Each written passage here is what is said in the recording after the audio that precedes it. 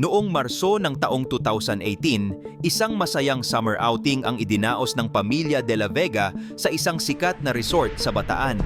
Ang aktibidad na ito ay pinangunahan ni Ricky De La Vega, kasama ang kanyang bunsong kapatid na si Carlo at ang asawa nitong si Evelyn. Ang buong pamilya ay masayang nagtatampisaw sa dagat, nagtatawanan at nagkakantahan sa kanilang cottage habang sinasamantala ang init ng panahon at ang ganda ng view.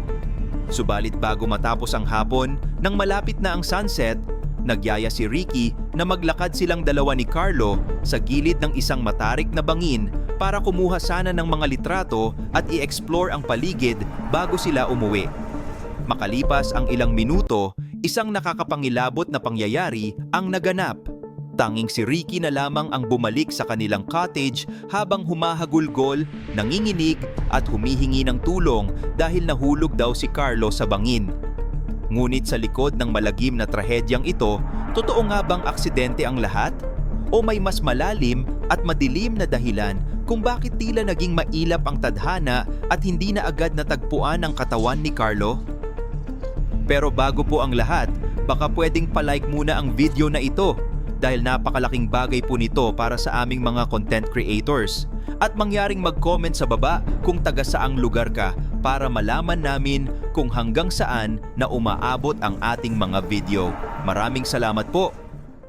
Sa salaysay ni Ricky sa mga pulis, sinabi niya na habang masaya silang nagpipicture ay biglang nadulas si Carlo at dire-diretsyong nahulog sa dagat na puno ng matatalas at malalaking bato.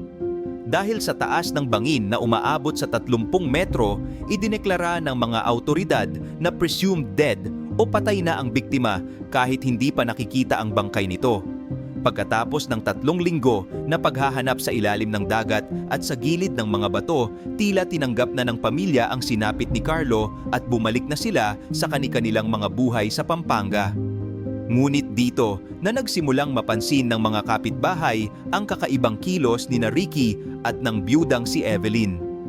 Sa halip na makitang nagluluksa at malungkot, naging madalas ang pagkikita ng dalawa at pagkalipas lamang ng 3 buwan ay lumantad sila sa publiko na sila na ay magkasintahan at magsasama na sa iisang bahay. Para maintindihan natin ang ugat ng lahat, kailangan nating balikan ang kasaysayan ng dalawang magkapatid noong sila ay mga bata pa lamang. Ang magkapatid na De La Vega ay maagang naulila sa mga magulang dahil sa isang aksidente sa kalsada, kaya naiwan sa kanila ang isang malaking bahay at isang ektaryang lupa sa San Fernando. Bilang panganay, si Ricky ang nagdesisyon na ibenta ang lahat ng kanilang ari-arian at hatiin ang pera sa kanilang dalawa. Dahil siya ang nakatatanda, kinuha ni Ricky ang 60% ng benta habang ang natitirang 40% naman ay ibinigay niya sa kanyang kapatid na si Carlo. Tinanggap ito ni Carlo nang walang reklamo dahil malaki ang respeto niya sa kanyang kuya kahit na alam niyang dehado siya sa hatian ng kanilang mana. Subalit magkaibang direksyon ang pinuntahan ng buhay ng dalawa pagkatapos nilang makuha ang pera. Si Ricky ay naging iresponsable at winaldas ang kanyang bahagi sa pagsusugal, pag-inom ng alak at pakikipagsaya sa kung sino-sinong babae hanggang sa maubos ang kanyang yaman. Sa kabilang banda, si Carlo ay naging masinop at itinuon ang kanyang atensyon sa pag-aaral at pagtatayo ng sariling negosyo. Dahil sa kanyang sipag, lalong yumaman si Carlo at nakapag-asawa pa ng isang magandang babae na si Evelyn. Noong naghirap na si Ricky at wala na siyang matuluyan dahil nilayasan na rin siya ng kanyang mga barkada, nakiusap siya kay Carlo na patirahin siya sa bahay nito. Dahil sa kabutihan ng loob ni Carlo, tinanggap niya ang kanyang kuya nang walang pag-aalinlangan kahit na may sarili na siyang pamilya. Hindi alam ni Carlo na ang pagpapatira niya sa kanyang kuya ang magiging simula ng isang planong kukuha sa lahat ng pinaghirapan niya. Dahil sa sobrang bait ni Carlo, pinatira pa niya ang kanyang kuya sa isang rest house na ilang metro lang ang layo mula sa pangunahing bahay nila ni Evelyn. Sa mga sandaling ito, habang pinagmamasdan ni Ricky ang marangyang buhay ng kanyang kapatid, unti-unting sumibol sa kanyang puso ang matinding inggit. Pakiramdam niya ay tila lahat ng biyaya ay napunta kay Carlo habang siya naman ay lugmok at walang-wala. Noong taong 2016, nakiusap si Ricky na magtrabaho sa negosyo ni Carlo para daw muli siyang makabangon. Pumayag si Carlo dahil wala siyang anumang pagdududa sa sarili niyang dugo. Pero ang hindi niya alam, ang trabaho ay isa lamang palusot para mas mapalapit si Ricky kay Evelyn. Sa tuwing umaalis si Carlo para makipagkita sa mga kliyente, sinasamantala ito ni Ricky para diskartehan at kausapin ang kanyang hipag. Ang mga simpleng kwentuhan ay nauwi sa mahabang gabi ng pag-uusap hanggang sa tuluyan na silang mahulog sa isang bawal na relasyon. Sa harap ng kanilang konsensya, mas pinili ni Ricky at Evelyn ang kanilang pagnanasa. Inamin ni Evelyn na noon pa man ay may pagtingin na siya kay Ricky. Sinabi niya na hindi niya pinakasalan si Carlo dahil sa tunay na pag-ibig kundi dahil lang sa yaman nito at sa komportableng buhay na maibibigay sa kanya.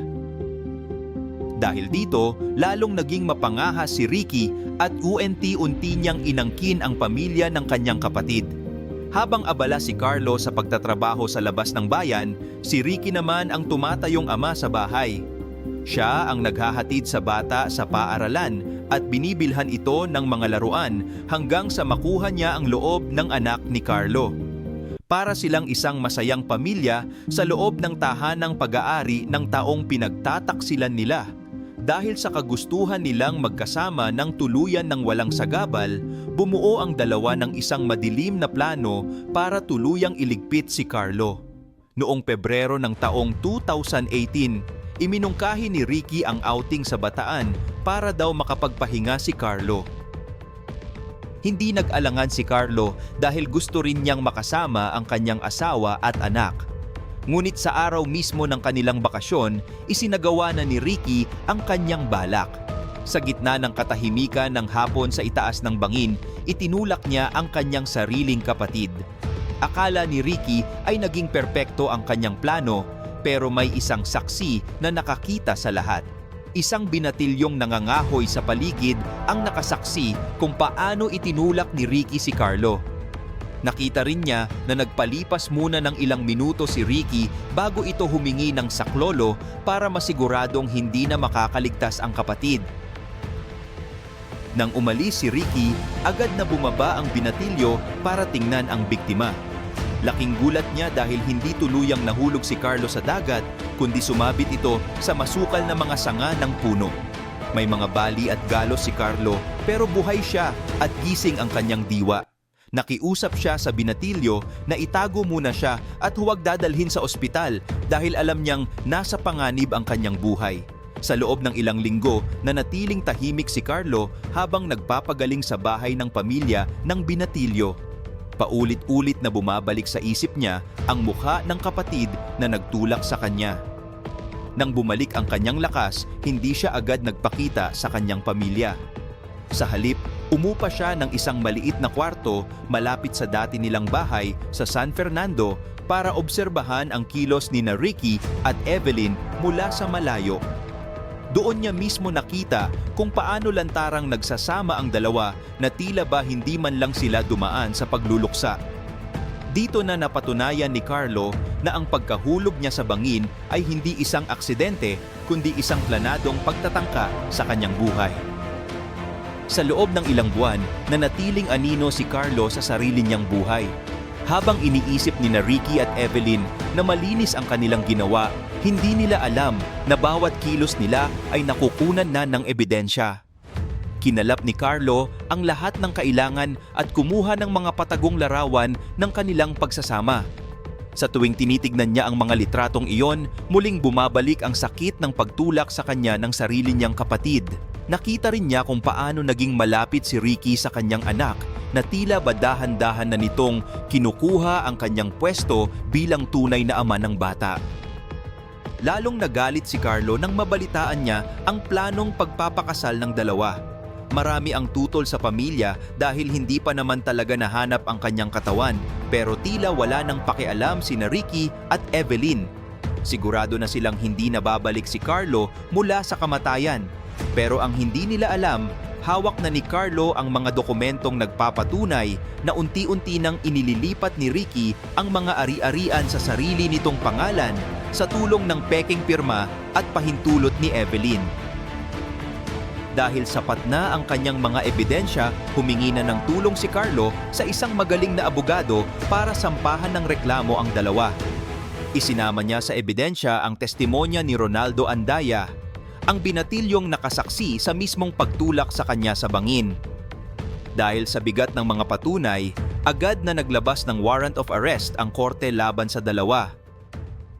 Noong Oktubre ng taong 2018, ilang buwan bago ang nakatakdang kasal, biglang dumating ang mga pulis sa bahay ni Ricky at Evelyn.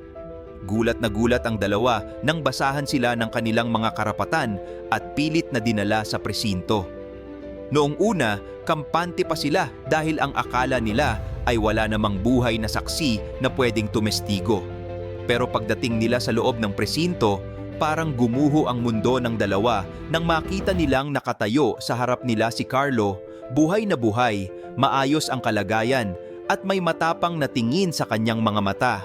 Sinubukan pa ni Evelyn na magpanggap na masaya at nais yakapin ang asawa, pero lumayo si Carlo. Alam na ni Carlo na ang lahat ng I love you ni Evelyn noon ay isa lamang malaking acting para makuha ang kanyang yaman. Pagdating ng Disyembre, umabot na sa korte ang kaso ni Ricky at Evelyn. Ipinakita ng prosecution ang lahat ng baraha ni Carlo. Ang mga litrato ng kanilang lihim na relasyon, ang mga dokumento ng nakaw na ari-arian, at ang mga text messages ni Ricky at Evelyn kung saan malinaw nilang pinag-uusapan kung paano ididispatcha si Carlo. Kahit anong gawing palusot ng kanilang kampo, walang nagawa ang kanilang mahinang depensa na nagsasabing nadulas lang daw si Carlo at baka naalog lang ang utak nito kaya ito naghihiganti. Makalipas ang ilang buwan ng paglilitis, binasa na ng hukom ang hatol. Idineklarang guilty si Ricky sa kasong frustrated parricide habang si Evelyn naman ay napatunayang accomplice o kasabwat sa krimen.